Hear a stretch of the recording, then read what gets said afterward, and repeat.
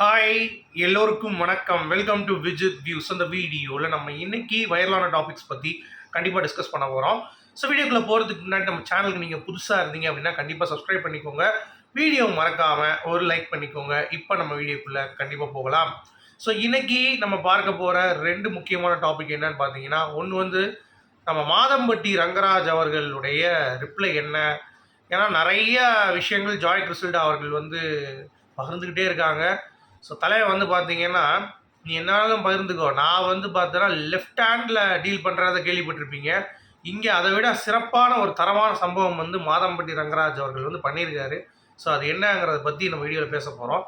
அடுத்து big pass 9 Tamil. So இதற்கான ஒரு கோட் வேர்ட் அப்படிங்கிறது ரிலீஸ் ஆயிடுச்சு, உங்களுக்கு தெரியும்.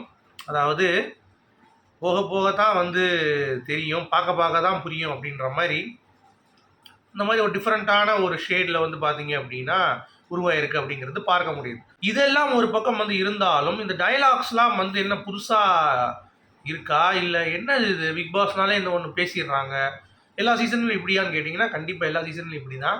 ஸோ அதை பற்றியும் தெளிவாக டீட்டெயிலாக பார்க்க போகிறோம். ஓகேவா? ஸோ வீடியோக்குள்ளே போகிறதுக்கு முன்னாடி சேனலுக்கு புதுசாக இருக்கிறவங்க சப்ஸ்கிரைப் பண்ணிக்கோங்க, லைக் பண்ணிக்கோங்க, வீடியோவை மறந்துடாதீங்க மக்களே. இப்போ நம்ம வீடியோக்குள்ளே போகலாம்.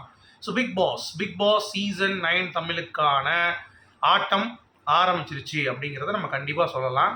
ஸோ எப்படிப்பட்ட ஆட்டம் அப்படின்னு சொல்லி பார்த்தீங்கன்னா, சும்மா தரமான சிறப்பான சம்பவம் வந்து விஜய் சேதுபதி பண்ண போகிறார் அப்படிங்கிறது க்ளீனாக தெரிஞ்சு போச்சு. என்னப்பா ஒன்றுமே தெரியலையே, அவரே பாவம் விலங்கல புரியலன்னு இருக்கார், நீ என்ன சிறப்பான தரமான சம்பவம் அப்படி தாங்க இருக்கும்.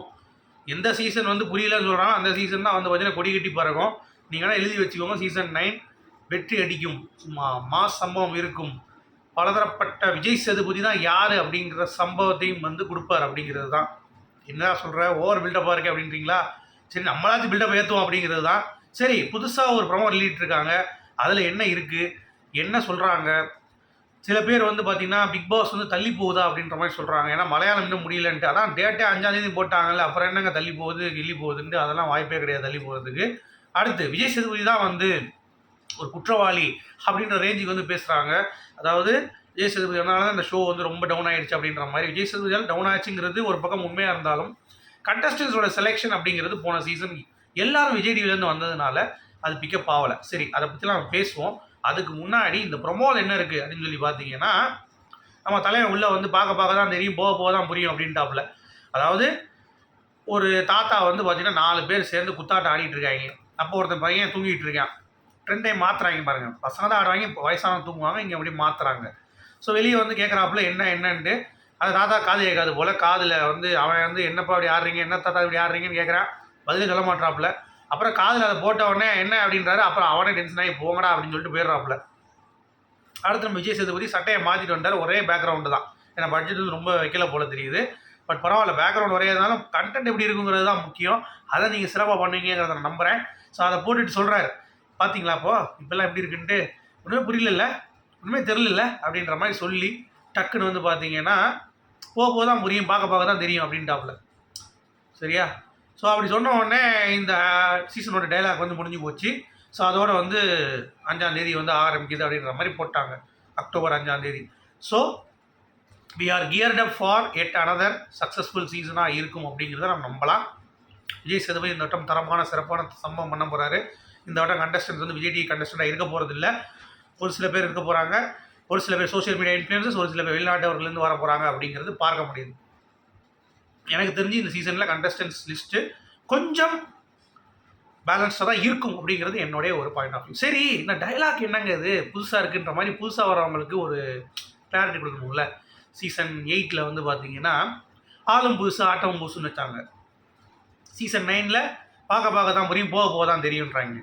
சரி, அப்போ சீசன் 7 அப்படின்ற மாதிரி ஒவ்வொரு சீசன்லேயும் வந்து என்னென்ன டைலாக் வந்து பேசிப்பார் நம்ம கமல் சார் அப்படிங்கிறது. சீசன் 1 உங்களுக்கே தெரியும், ஓடவும் முடியாது ஒளியவும் முடியாது அப்படிங்கிற மாதிரி.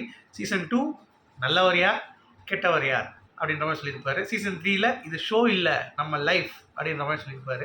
சீசன் 4 தான் ஆரி சீசன், நல்லதுன்னா தட்டி கொடுப்பேன், தப்புனா தட்டி கேட்பேன் அப்படின்ற மாதிரி. 5ஆவது சீசனு எதிர்பாராததை எதிர்பாருங்கள் அப்படின்ற மாதிரி சும்மா கமல் சாரோடைய கர்ஜனையில் சும்மா மிரட்டினார் அப்படிங்கிறது. அப்புறம் 6 சீசனில் அப்படியே டைமை பார்த்தாப்புல, பார்த்துட்டு வேட்டைக்கு ரெடியா அப்படின்னாப்புல. சரி, அந்த மாதிரி ஒவ்வொரு சீசன்லேயும் ஒரு யூனிக்கான ஒரு இது. 7வது சீசனில் வீடே 2 ஆயிடுச்சு, இனிமேல் என்ன எது 2ஆக போதோ அப்படின்ற மாதிரி வந்து பார்த்தீங்கன்னா கேள்வி கேட்ட மாதிரி அப்படி ஒவ்வொரு சீசன்லேயும் அப்படியே கொண்டு வந்தாங்க. அதேமாதிரி ஆளும் புதுசு ஆட்டம் புதுசுன்னு சொல்லி சொன்னாங்க. ஆனால் ஆட்டம் வந்து அதே மாதிரி தான் இருந்தது. இந்த வட்டம் வந்து பார்த்தீங்கன்னா ஒன்றுமே புரியலையே, போக போக தான் தெரியும், பார்க்க தான் புரியுன்ட்டாங்க. ஸோ இந்த மாதிரியான டயலாக்ஸை இவங்க எல்லா சீசன்லேயும் வந்து கொண்டு போயிட்டுருக்காங்க அப்படிங்கிறது தான். ஸோ இந்த வட்டம் என்ன புதுசாக பண்ண போகிறாங்க அப்படிங்கிறது தான் இந்த ப்ரோமோவில் ஹைலைட் ஆகிருக்கு அப்படிங்கிறது பார்க்க முடியுது. ஆனால் நான் ஓப்பனாக சொல்கிறேன், இந்த சீசன் நம்ம மனசில் தோணுது போன சீசன் மாதிரி இருக்காது.